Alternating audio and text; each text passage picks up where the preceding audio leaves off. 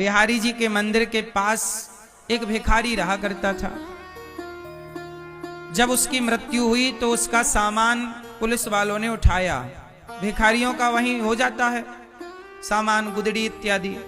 तो पुलिस ने जब पैसा उसके सामान को उठाया, जो कि मर ही गया तो सामान का क्या करते, सामान उठाया, पुलिस ने जब्त किया तो पता लगा कि उस भिखारी के पास लगभग 25 लाख रुपए थे। 25 लाख रुपए उसके बोरिया बिस्तर में थे और वो उसी के ऊपर बैठकर, उसी के ऊपर लेटकर भीख मांगता रहता था। पैसे के ऊपर बैठकर पैसा मांगता है। 25 लाख रुपए हैं, मर गया, क्या करेगा वो 25 लाख का? अपने जीते जी किसी को भोजन करा दिया होता तो उसे पुण्य मिल जाता। किसी बेटी का ब्याह कर दिया होता तो पुण्य मिल जाता। किसी दीन दुखी की सेवा में लगा दिया होता तो पुण्य मिल जाता। लेकिन बताओ, पैसा रख के मर गया, इससे कोई पुण्य मिला उसे? बोलो मेरी मां, नहीं मिला। और वो सारी जिंदगी पैसा मांगता रहा, सारी जिंदगी पैसा मांगता रहा। मुझे एक बात बताओ कि इतना पैसा कमाना बुरा नहीं है। पहले ये तो सोचो कि पैसा कमा किसके लिए रहे हो। पैसा कमाना बुरा नहीं है भाई, खूब पैसा कमाना चाहिए, पर मुझे आप लोग ये बताओ कि पैसा किसके लिए कमा रहे हो? किसके लिए कमा रहे हो? अपने लिए घर बनवाने के लिए ना? चलो भगवान करे आपका घर जल्दी बन जाए। आपको गाड़ी खरीदना है ना बड़ी, इसके लिए चलो भगवान करे गाड़ी भी आपकी आ जाए। आपको बढ़िया बढ़िया कपड़े पहनना है ना, चलो भगवान करें जल्दी अच्छे अच्छे कपड़े पहनो। आपकी जरूरतें पूरी कर लो। कुछ लोगों का देखो, आपका घर भी बन गया, गाड़ी भी आ गई, आपकी जरूरतें भी पूरी हो गई, फिर भी आप पैसा कमा रहे हैं। कमाइए, पर अब मुझे ये बताइए कि जब सारी जरूरतें पूरी हो गई तो अब जो पैसा कमा रहे हो उसका उद्देश्य क्या है? क्यों कमा रहे हो पैसा? किसके लिए कमा रहे हो? पैसा कमाओ साहब, पहले ये तो बताओ कि किसके लिए कमा रहे हो। अब मैं आपको बताता हूं कि पैसा किसके लिए कमाना चाहिए। पैसा तो ये दास अनिरुद्ध भी कमाता है और हम आपसे भी कह रहे हैं खूब कमाओ। आज यदि लाख रुपया कमाते हो तो 10 लाख रुपया कमाना, 10 लाख कमाते हो तो 1 करोड़ कमाना, खूब कमाना। आपकी कमाई को 10 गुना बढ़ाओ। पर मुझे ये बताओ कि क्यों कमा रहे हो? अब आप यही सवाल मेरे से पूछो कि अनिरुद्धाचार्य जी आप बताओ कि आप पैसा क्यों कमाते हो? पूछो जरा मेरे से एक सवाल, मैं आपको उत्तर देता हूं। मैं क्यों कमाता हूं, फिर आप अपना बताना। मैं अपना बता रहा हूं, आप अपना बताना। समझ लो कि हम भगवान के आगे खड़े हैं और हम अपना अपना बता रहे हैं। हे प्रभु सुनो हमारी दास्तां, आप भी बताओ अपनी दास्तां। अभी मैं बता देता हूं, फिर आप लोग आज शाम को दर्पण के आगे खड़े होना और अपने आप को बताना। दर्पण के आगे खड़े होकर पहले मेरी सुन लो, मेरी दास्तां क्या है। मेरे से आप सवाल कर रहे हैं, करेंगे, करो कि आप पैसा क्यों कमाते हैं। देखो, मैंने पैसा कमाने के पहले मैंने ये दिमाग सेट कर लिया है, माइंड सेट कर लिया है कि मुझे इस कमाए हुए पैसे को लगाना कहाँ है, मेरा गोल क्या है, मेरा लक्ष्य क्या है। मैंने पैसा पहले नहीं कमाया, मैंने पहले लक्ष्य बनाया कि पैसा मैं क्यों कमाऊं। पैसा कमाने का कोई उद्देश्य तो होना चाहिए ना। उद्देश्य क्या है? तो सुनो, मेरा उद्देश्य है कि गौरी गोपाल आश्रम में आपकी कितनी माताएं हैं जरा बताओ? एक मां है ना आपकी? आपके परिवार में कितने सदस्य हैं? 4 लोग, 5 लोग, 6 लोग, 7 लोग, 10 लोग। माता पिता, पति पत्नी, बेटा बेटी, भाई भौजाई, भतीजे, यही तो होंगे। 10 लोग होंगे ज्यादा से ज्यादा। आपके परिवार में कितने सदस्य हैं? खाने वाले कितने हैं? 4 लोग होंगे, 6 लोग होंगे या 10 लोग होंगे? 10 लोगों से ज्यादा बहुत कम लोग होंगे जिसका परिवार 20 लोगों का हो। बहुत कम लोग होंगे जिसका परिवार 50 लोगों का हो। क्यों जी, बात सही है? अधिकांश आजकल के परिवार 4 लोगों का है या 6 लोगों का है।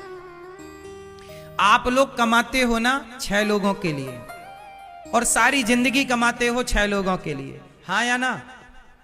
बोलो हाँ। भ्रष्टाचार भी करते हो 6 लोगों के लिए, चोरी भी करते हो 6 लोगों के लिए, बेईमानी भी करते हो। जो करते हैं उनका बोल रहे हैं, आप लोग अपने को ना समझ लेना। कुछ लोग बेईमानी करते हैं 6 लोगों के लिए, पाप करते हैं 6 लोगों के लिए, हाँ या ना? परिवार में 6 लोग ही तो हैं। सारी जिंदगी कमाते हैं 6 लोगों के लिए और फिर भी कमा के भी परेशान है। फिर भी शिकायतें हैं कि जिसके लिए कमाया वो बच्चा बड़ा होके कह रहा है कि तुमने हमारे लिए किया ही क्या है, हाँ या ना? अब देखो आपकी हालत ये है कि आप 6 लोगों के लिए कमाते कमाते मर जाते हो। एक दिन सारी जिंदगी करते हो धन धन धन, कहां मिलेगा धन, बाद में खत मिलता है कि हो गया निधन, पड़ा रह गया सारा धन। 6 लोगों के लिए कमाते हो। अब मेरा सुनो, ये दास अनिरुद्ध आपकी 1 माँ है और आपके घर में 6 लोग हैं। दास अनिरुद्ध की 290 वृद्ध माताएं गौरी गोपाल आश्रम में। आज के युग में जो बेटा जो बेटी अपनी माँ को घर से निकाल देता है, उन माताओं के लिए गौरी गोपाल आश्रम में आश्रय मिलता है। और उन माँओं का बेटा बनकर ये दास अनिरुद्ध उनकी दवाई से लेकर, उनके भोजन से लेकर, उनकी सारी सेवाएं गौरी गोपाल आश्रम में मेरी 290 माताएं हैं। कितनी माता? 290। अब बताओ, तुम 6 लोगों के लिए कमाते हो ना, इतना कमाते हो तो मेरी 290 माएँ हैं और सारी माएँ बूढ़ी हैं। रोज लाखों रुपया दवाई का खर्चा है। 290 माएँ जहां होंगी तो एक एक माँ को भी यदि दवाई की थोड़ी थोड़ी भी जरूरत हो गई तो समझ लो कितनी दवाई लगेंगी। तो बता, मुझे कमाना जरूरी है कि नहीं? तो मैं किसके लिए कमा रहा हूं? मैं इसलिए कमा रहा हूं कि भगवान को मुंह दिखा सकूं। अपने लिए तो सब कमाते हैं, अपनों का पेट तो सब भरते हैं, पर हमारे शास्त्र और संत कहते हैं सभी में बांट कर खाए उसे इंसान कहते हैं। इंसान कौन है? जो अपना पेट भरे। अपना पेट तो कुत्ता भी भर रहा है, अपना पेट तो बिल्ली भी भर रही है, और अपने बच्चों का पालन तो बिल्ली और कुत्ता और चिड़िया भी कर रही है। लेकिन सभी में बांट कर खाए उसे क्या कहते हैं? इंसान। ईश्वर ने इंसान बनाया, मनुष्य दिया ना शरीर, बड़े भाग्य मानुष तन पावा। मनुष्य बनाया है तो अपना पेट भरने के लिए नहीं, सभी का पेट भरने, सभी की चिंता करने के लिए, सभी के बारे में। आप लोग चिंता में रहते हैं। आप लोग किस में रहते हैं? आपको चिंता है किसकी? बेटी, बेटा, परिवार। अनिरुद्धाचार्य को चिंता नहीं है। क्यों? जो व्यक्ति अपने परिवार की चिंता करता है, जो व्यक्ति अपनी चिंता करता है, वो चिंता कर करके मर जाता है। लेकिन समाज में वो लोग बड़े होते हैं जो अपनी चिंता नहीं, मुझे भी चिंता होती है, मैं यहां पर हूं प्रयागराज में, पर मुझे चिंता है कि मेरी गौरी गोपाल आश्रम की वृद्ध माओं ने अभी भोजन किया होगा कि नहीं, उन्होंने दवाई ली होगी कि नहीं, मुझे भी उनकी चिंता है। याद रखना, जब आप किसी की चिंता करते हैं ना तो भगवान आपकी चिंता करना स्टार्ट कर देता है, फिर आपको अपनी चिंता करने की जरूरत नहीं पड़ती। हमारा उद्देश्य शरीर किसके लिए बना? परोपकार। परोपकाराय सताम विभूतया। परहित सरिस धर्म नहीं भाई, वो स्वामी जी कह रहे हैं परहित सरिस धर्म। सबसे बड़ा धर्म क्या है? चलो बताओ, सबसे बड़ा धर्म क्या है? सबसे बड़ा धर्म क्या है? तुलसीदास जी कह रहे हैं परहित। मेरे संग बोलो, परहित सरिस धर्म नहीं भाई। ए भाई, सबसे बड़ा धर्म क्या है? परहित। कौन सा? जोर से। परहित कौन सा? परहित मतलब, परहित मतलब, पर मतलब दूसरों का हित। अपना हित तो सब कर रहे हैं, हित अनहित पशु पक्षी जाने। अपना हित तो पशु पक्षी भी जान रहे हैं। क्यों मेरी मां? अपना हित तो पशु पक्षी भी ना जान रहे हैं। अपना हित तो पशु पक्षी भी जान रहे हैं, पर मानव जीवन मिला है, पर हित के लिए आओ। हम सभी को भोजन कराते हैं, सभी की दवाई करते हैं, सभी की सेवा करते हैं। इसलिए ये दास अनिरुद्ध कमाता है उन वृद्ध माओं के लिए, दवाई मिल जाए, उन्हें भोजन मिल जाए। अब सोचिए 290 माओं को रहने की व्यवस्था करनी है। अभी माताएं हैं, बढ़िया व्यवस्था है, आप आके देखना, और माताएं रह सकें उसके लिए हम कर रहे हैं, लगे हुए हैं, कार्यरत हैं। तो बताओ हमारा कमाना सही है कि गलत है? बोलो। हाँ, इसलिए कमाओ दोस्तों, पर कमाई का उद्देश्य तो बताओ, उद्देश्य क्या है? मेरा दूसरा उद्देश्य सुनो। पहला तो वृद्धमाएं, दूसरा आपके कितने बच्चे हैं? 2, 3, 4, 5, 6, 10, 12, 15 इतने ही तो होंगे। क्यों? ज्यादा से ज्यादा 20 होंगे, और कितना? नहीं,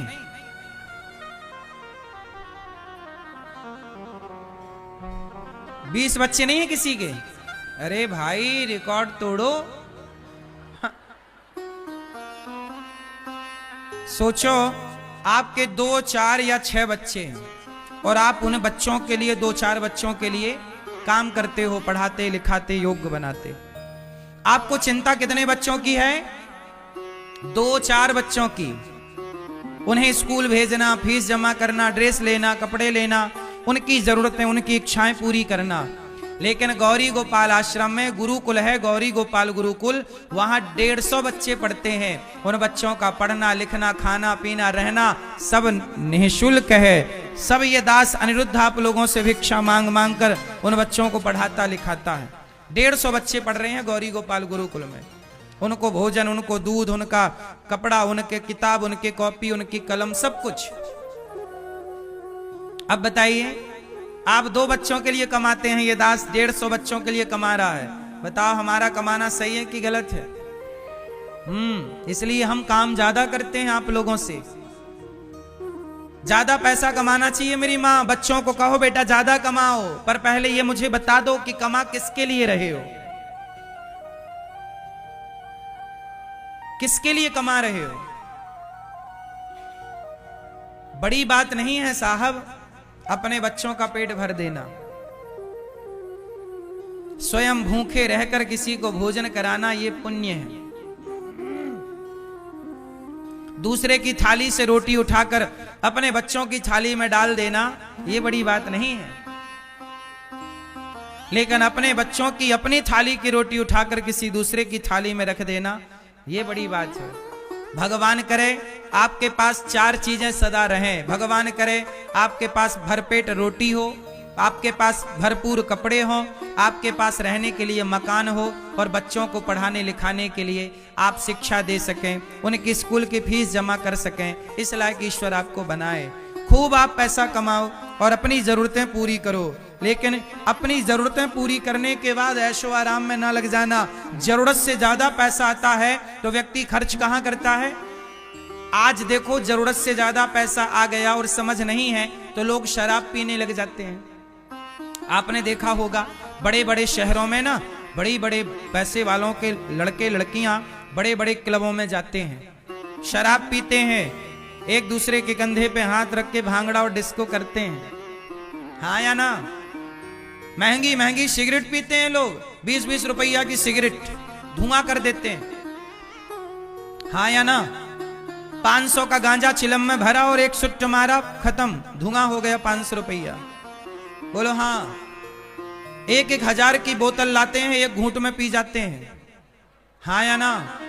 पैसा तो यहां भी खर्च हो रहा है। शराब पियोगे तो भी पैसा खर्च होगा, गांजा पियोगे तो भी पैसा खर्च होगा, गुटखा खाओगे, बीड़ी पियोगे, सिगरेट पियोगे तो भी पैसा खर्च होगा, और समाज की सेवा करोगे तो भी पैसा खर्च होगा। अब ये तो विवेक की बात है कि पैसा कहाँ खर्च करना है। यही तो विवेक है, यही तो बुद्धि है कि पैसा खर्च कहाँ। आजकल लोगों को ना पैसा खर्च करना नहीं आता, वो गलत जगह खर्च करने लग जाते हैं। पैसा आया तो महंगी शराब पीने लग जाते हैं, पैसा आया तो वैश्याओं के घर जाने लग जाते हैं, मुजरा देखने लग जाते हैं। हाँ या ना? पहले के लोग ना पैसे वाले होते थे, गांव में नाचने वाली नचनियों को बुलाया करते थे, पूरी रात नाचती थी वो, तो पैसे वाले लोग मुंह पर नोट फंसा लेते थे, वो अपने मुंह से निकालती थी। हाँ या ना? पैसा तो यहां भी बर्बाद हो सकता है, इसलिए कोशिश करिए बच्चों को पहले ये बताओ कि बेटा तुम्हें पैसा क्यों कमा। आप लोग कहते हो बेटा पैसा कमाओ, बेटा पैसा कमाओ। नहीं, पहले बच्चों को ये बताओ कि बेटा पैसा क्यों कमाना है। आप लोगों ने बच्चों को क्या सिखाया? बेटा पैसा कमाओ, पैसा कमाओ। अरे पैसा कमाओ, बच्चे पैसा कमा लेंगे, क्या बड़ी बात है। उन्हें ये तो बताओ कि पैसा क्यों कमाना है, उद्देश्य क्या है, लक्ष्य क्या है। क्यों, बात सही है कि गलत है? यदि आपके पास लक्ष्य नहीं है तो पैसा कमाने का, फिर आदमी देखो, पैसा तो आदमी मर्डर करके भी तो पैसा कमा रहा है। 5 लाख रुपया लेता है, मर्डर कर देता है। सुपारी जिसे कहते हैं, मारने की सुपारी भी लोग लेते देते हैं। तो पैसा तो लोग कमा रहे हैं मर्डर करके भी, हाँ या ना? पैसा तो लोग बेईमानी का भी कमा रहे हैं। तो पैसा, पहले तो ये देखो कि हम पैसा कमा कैसे रहे हैं, बेईमानी से या ईमानदारी से, पहला। दूसरा ये देखो कि जो कमा रहे हैं वो जा कहां रहा। यदि मैं आपको गारंटी लेता हूं मेरी मां, यदि तुम्हारा पैसा समाज की सेवा में जाने लग गया ना, तो कभी डॉक्टर के घर, वकील के घर, कोर्ट कचहरी में कभी तुम्हारा पैसा खर्च नहीं होगा। तुमने ईमानदारी से कमाया है और समाज की सेवा की है, तुम्हारा पैसा कभी गलत जगह जा ही नहीं सकता। वरना लोगों का पैसा डॉक्टर खर्च कर लेते हैं, सारा पैसा बीमारी में चला गया। कहां चला गया? जब तुम किसी भूखे को रोटी ना खवाओगे, जब तुम किसी प्यासे के बारे में ना सोचोगे, तो तुम्हारा पैसा तो बीमारी में जाएगा ना। पैसा तो जाएगा। तुम्हारे बाप में ताकत नहीं है कि पैसे को पकड़ के रख सके। पैसा मतलब लक्ष्मी तो चंचल है ना, चाहे डॉक्टर के घर जाएगी, चाहे कोर्ट कचहरी में जाएगी, या तो समाज की सेवा में खर्च होगा। धन खर्च होगा समाज की सेवा में। इसलिए कहता हूं गौरी गोपाल अन्य क्षेत्र बंटवाओ। आप भी माताओं की सेवा में, गौरी गोपाल गुरुकुल में बच्चे पढ़ते हैं, एक बेटे को आप गोद ले लो, एक बेटे के आप माँ बाप बनो, सेवा करो।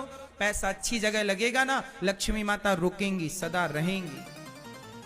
तुम्हारे विचार अच्छे होंगे, तुम्हारी बुद्धि अच्छी होगी, कभी डिप्रेशन नहीं होगा, तनाव नहीं होगा, जीवन प्रसन्नता से गुजारोगे। वरना आदमी रो ही रहा है, रो ही रहा है, जब देखो रो रहा। क्या है रो रहा भैया? परेशान है महाराज, सब कुछ है फिर भी परेशान क्यों?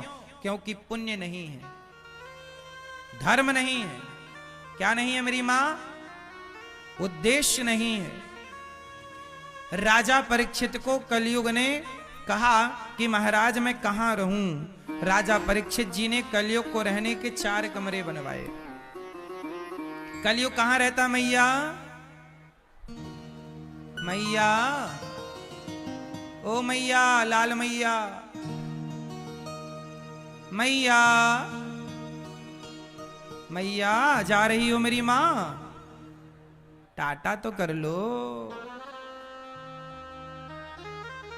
कलयुग कहां रहता है? हैं? कहा मैया तुम्हारे सिर पे कलयुग है? कलयुग कहां रहता है? कहां? अच्छा बताओ, जहां एसी की ठंडक हो, एसी की हवा हो, क्या वहां गर्मी रह सकती है? बोलो। जहां एसी की कूलिंग हो, एसी की ठंडी हवा हो, क्या वहां गर्मी हो सकती है? बोलो। हाँ, जहां एसी की ठंडी हवा हो वहां गर्मी नहीं रह सकती। उसी तरह जहां भगवान का कीर्तन हो, भगवान की कथा हो, वहां कभी कलयुग नहीं रह सकता। कलयुग वहां रहता है जहां कीर्तन नहीं है, जहां कथा नहीं है, जहां संतों के चरण नहीं है, वहां कलयुग रहता है। बात समझ में आई? कलयुग कहां रहता है? जहां कथा नहीं है, जहां कीर्तन नहीं है। अच्छा बताओ, कथा कीर्तन संतों का दर्शन कहां नहीं है? शराब की दुकान में कोई कथा है? कीर्तन है? संतों का आगमन है? संत का आगमन शराब के दुकान पर नहीं है। संत के द्वारा कही भगवान की कथा शराबियों के पास शराब की दुकान में नहीं है। तो जहां शराब है वहां कलयुग है। कहां है कलयुग? जहां शराब है। द्यूतम पानम, जहां जुआ है। अच्छा बताओ, जहां जुआ है वहां संत हैं, वहां भगवान की कथा है, भगवान का कीर्तन है। जहां जुआ है वहां कथा नहीं, कीर्तन नहीं, और जहां कथा कीर्तन नहीं है वहां कौन? कलयुग। दो ही चीजें तो होंगी ना मेरी माँ, अच्छाई और बुराई। क्या होती हैं? बोलो अच्छाई। मैया, ओ मेरी माँ बैठो, मेरी माँ बोलो अच्छाई और बुराई। अच्छाई बोलो मेरी माँ, अच्छाई बुराई। दो ही चीज है, तीसरा कोई ऑप्शन है? या तो अच्छाई होगी, या तो जब अच्छाई को आप जगह नहीं देते। अब कीर्तन करना अच्छाई है कि बुराई? कथा सुनना अच्छाई है कि बुराई? संतों की सेवा करना, दीन दुखियों की सेवा करना अच्छाई है कि बुराई? गाय की सेवा करना अच्छाई है कि बुराई? माँ बाप की सेवा करना अच्छाई है कि बुराई? अब अच्छाई लोग कर ही नहीं रहे, माँ बाप की सेवा नहीं करना चाहते कोई। आजकल की लड़कियां ऐसा पति ढूंढ रही हैं जहां पर सास ससुर का कोई झंझट ही ना हो। हाँ, आजकल लोग अपनी बेटी के लिए ऐसे तलाश में लगे हैं जहां सास बिल्कुल टपक चुकी हो।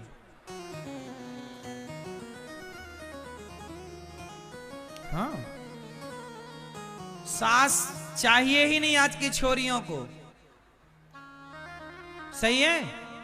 हाँ, तुम अपनी बेटियों को संस्कार तो देती नहीं हो। जरा कुछ हुआ, माँ और सास ने हमें ऐसा कह दिया, अरे सास कितनी हिम्मत, चल आजा मेरे घर, तेरे लिए दरवाजे बंद हो गए क्या, आजा। ले बेटी को बुला लिया, और बेटी को बुला लिया और बताओ, अरे भाई तुम स्त्री हो, तुम मां हो, तुम्हारी बेटी ससुराल गई है। ससुराल के लोगों को समझने में थोड़ा वक्त लगेगा। सबके घर में खटपट होती है। छोटी सी बात का मतलब ये नहीं कि तुम बुला के घर में बिठा लो बेटी को। बेटी को ये बताओ कि बेटा जीवन के ये संघर्ष तो खुद को ही करने हैं, इस दुख सुख से खुद को ही निकलना है, आगे बढ़ना है।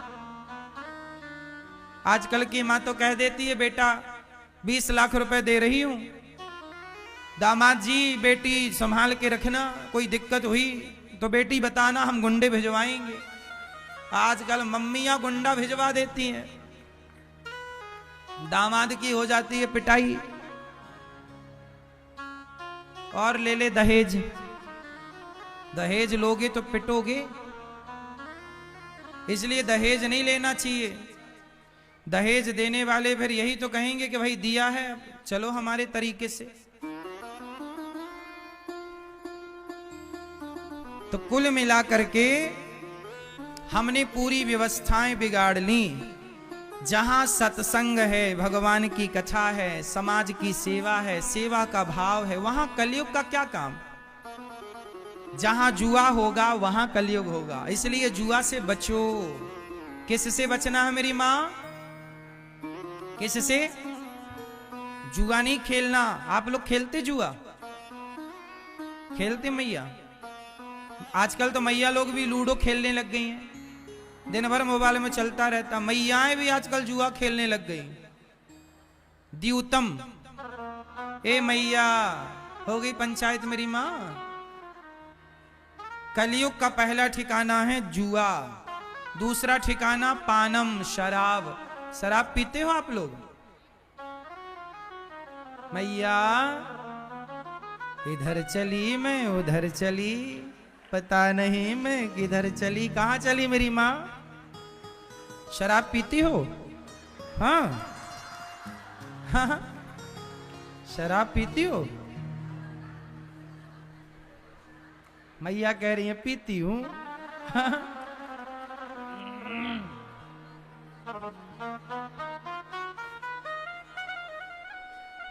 कलयुग का दूसरा ठिकाना है स्त्रियः।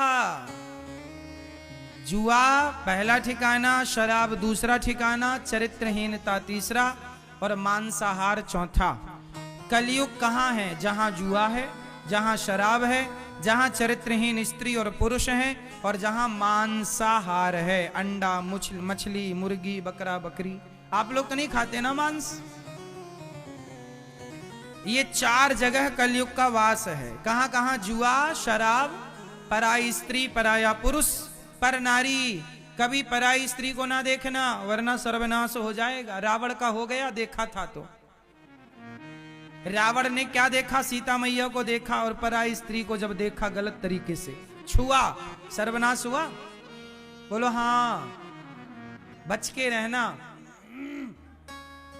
पराए पुरुष से बच के रहना मेरी मां, वरना नाक कट जाएगी तुम्हारी, जैसे सूप न खा की कट गई। जो नारी पर पुरुष के चक्कर में पड़ जाती है वो सूप न खा हो जाती है। आजकल स्त्रियां भी, कुछ स्त्रियां भटक गईं, अपने पति बच्चों के होने पर भी दूसरे पड़ोसी के संग भाग जाती हैं। सही है ना? बड़ा कलयुग चालू हो गया। क्यों? अभी तक पुरुष बिगड़ते थे, अब स्त्रियां भी बदला ले रही हैं पुरुषों। तुम बिगड़ते थे, हम भी बिगड़ेंगे। तुम ही चरित्रहीन होगे क्या? है ना? राजा परीक्षित ने सोने की मुकुट पहन रखी थी। कलयुग ना परीक्षित जी के मुकुट में जाके बैठ गया। जो बेईमानी से कमाया धन होता है ना, वहां भी कलयुग होता है। इसलिए कहता हूं, पैसा कमाओ, ईमानदारी से कमाओ। बेईमानी से पैसा 1 रुपया आ जाएगा ना, तुम्हारी रातों की नींद हराम ना कर दे बेईमानी का पैसा तो कह देना। तुम्हारे घर में विवाद खड़ा ना कर दे बेईमानी का पैसा तो कह देना। कोशिश करो कि 1 रुपए बेईमानी का ना आए। ज्यादा लालच मत करो भाई, जितना है वो कम थोड़ी है। अच्छा बताओ, आप लोग गरीब हो कि अमीर हो?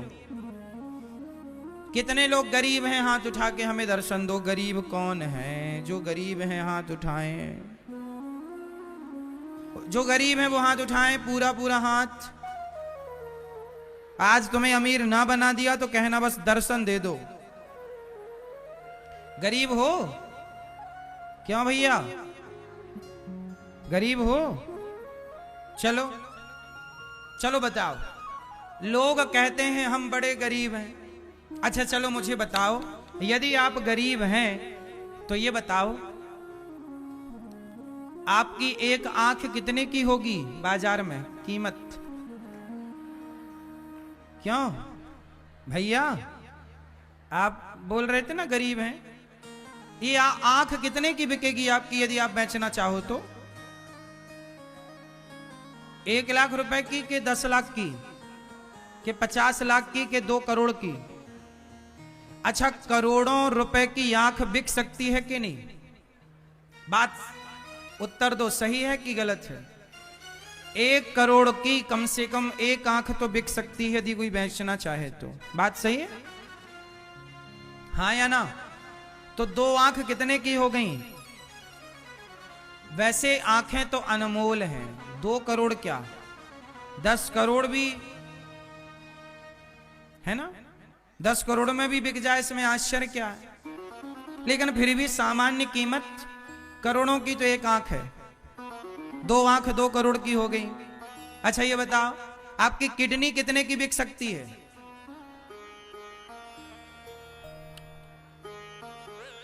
10-50 लाख की बिकेगी कि नहीं? किडनी भी करोड़ों की जाएगी। हाँ या ना? जाएगी कि नहीं? अरे आजकल तो बाजार में किडनियां चोरी कर लेते हैं लोग। हाँ या ना? वो किडनी चोरी करके ना बेच देते हैं। करोड़ों की जाती है, करोड़ों की। जिसकी किडनी खराब हो गई ना, वो 5 करोड़ भी देने को तैयार है। भाई साहब अपनी किडनी दे दो, यदि मैच कर गई तो वो 5 करोड़ भी देने को तैयार है कि भाई ले ले, हमारी जान बच जाए। बाजार में बड़ा किडनी विडनी खरीदने बेचने का सिलसिला चल रहा है। सही है कि गलत है? जोर से। आंखें आपकी करोड़ों की हैं, किडनी आपकी करोड़ों की है। आप अपने घुटने की कटोरी बेचोगे, कितने की बिकेगी? लोग घुटने की कटोरी डलवाते हैं ना, घुटने खराब हो गए, डॉक्टर साहब जरा कटोरी डाल दो। सब कुछ बिकता है शरीर में। हाँ या ना? मेरी मां, आप कहते हो हम गरीब हैं, ये बताओ आप लोग चप्पल जूता कहां पहनते हो? पांव में। कहां पहनते हो? बोलो जोर से।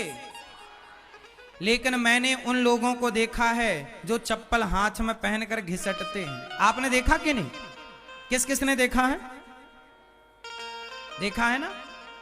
कुछ लोगों को हमने देखा है चप्पल हाथ में पहनकर, जो चप्पल पांव में पहनने की है लोग उसे कहां पहन रहे हैं? हाथ में। गरीब वो लोग हैं जिनके पास चप्पल पहनने को पांव नहीं है। आप तो बहुत अमीर है ना, पांव दिए विधाता ने। गरीब वो हैं जो अपने हाथ से उठाकर पानी नहीं पी सकते। आप तो दूसरों को भी पानी पिला सकते हो अपने हाथों से, आप अमीर हो। गरीब वो हैं जो अपनी आंखों से देख नहीं सकते। सड़क पार करना हो तो दूसरों का सहारा लेने की जरूरत पड़ती है, कम से कम आप तो अपनी आंखों से देखते हो ना। गरीब वो हैं जिनके कानों में सुनाई नहीं पड़ रहा। आप तो बढ़िया सुन रहे हो भगवान की कथा। इसलिए मेरी मां, ये गलत फहमी पाल ली लोगों ने कि हम गरीब हैं। जिसके पास देखने को आंख हैं, सुनने को कान हैं, बोलने को भगवान का नाम सुंदर वाणी, आप चल करके तीर्थ राज प्रयाग में आए हैं कुंभ के पावन पर्व में, गरीब कैसे हो सकते हैं आप? गंगा मैया ने बुलाया है आपको, गंगा मैया में डुबकी लगा रहे हो, आप कैसे गरीब हो? अपने शरीर के सुख को दौलत से ना तौलो। अच्छा एक बात बताओ, तराजू के एक पलड़े पर आग को खड़ा किया जाए और दूसरे पलड़े पर दौलत रखी जाए, किसका पलड़ा भारी होगा? आपका कि पैसे का? क्यों? लोग अपने बच्चों के इलाज में लाखों रुपए खर्च कर देते हैं कि नहीं?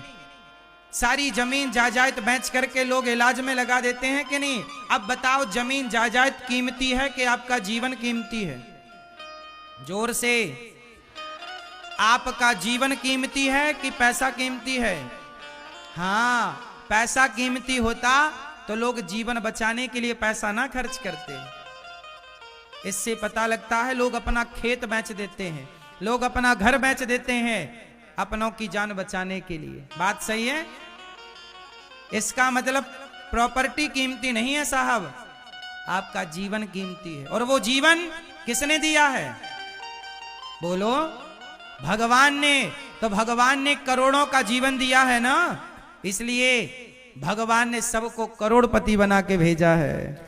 तुम्हारी इच्छाएं इतनी ज्यादा हैं कि तुम्हारी इच्छाओं ने तुम्हें गरीब बना दिया।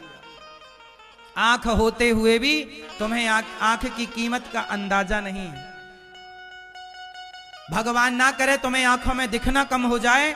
जिस दिन तुम्हारी आंखों में दिखना कम हो जाएगा ना, तड़प जाओगे। क्या हो जाओगे? तड़प जाओगे कि भैया पैसा ले ले भाई, मेरी आंखें ठीक कर दे।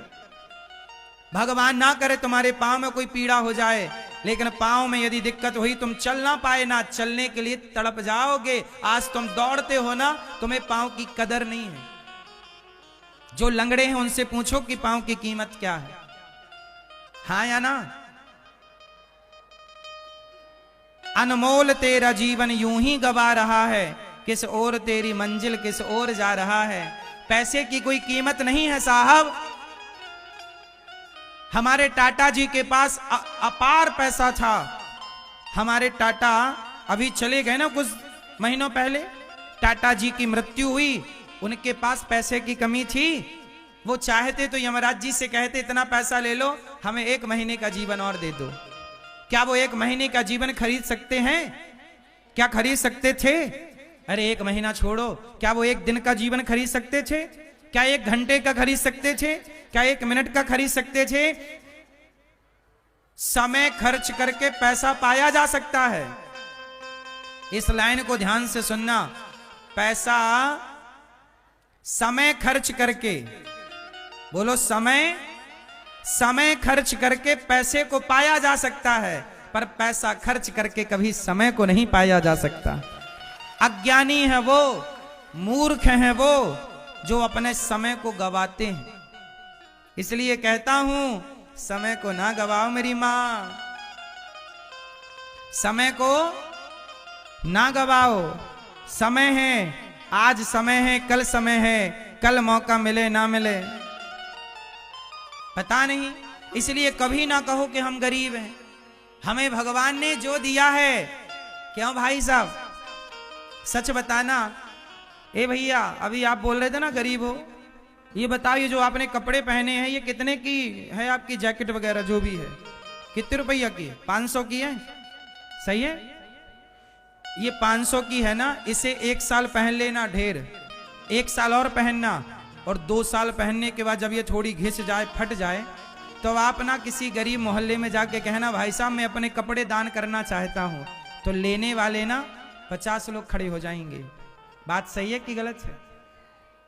जो साड़ी मैया पहनती हो ना, ये तुम खूब पहनना 2 साल, और 2 साल पहनने के बाद किसी को दोगी ना तो लेने वाले बहुत खड़े हो जाएंगे। तुम्हारे घर में जो कबाड़ है, जिसकी तुम्हें कोई आवश्यकता नहीं है, तुम्हारे घर के कबाड़ को लेने वाले लोग लाइन लगा के खड़े हो जाएंगे। भैया ये कबाड़ तुम्हारे काम का नहीं है पर हमारे काम का है। तुमने देखा कहां है संसार को? तुम्हें तो जो मिल गया है तुम्हें लग रहा है ये कम है, उनके पास ज्यादा है। नहीं, तुम्हारे पास आंखें हैं, तुम्हारे पास पांव हैं, तो समझ लो तुम्हारे पास ही सब कुछ है। मैं बार बार एक बात कह रहा हूं, इस जीवन से महत्वपूर्ण कुछ नहीं है। इसलिए आंखें हैं, ध्यान करो प्रभु का, कान है, श्रवण करो भगवान की कथा, वाणी है, भगवान का नाम जपो, पांव हैं, आप लोगों के पांव हैं, तो मैं आपको प्रणाम करता हूं कि आपने पांव का सदुपयोग किया और पांव से चलकर तीर्थराज प्रयाग में पहुंच गए। वरना बहुत लोग टीवी पर देख करके रो रहे होंगे कि हमारे पांव होते तो काश हम भी चले जाते, पर बहुत लोग हैं जो आना तो चाहते हैं पर पांव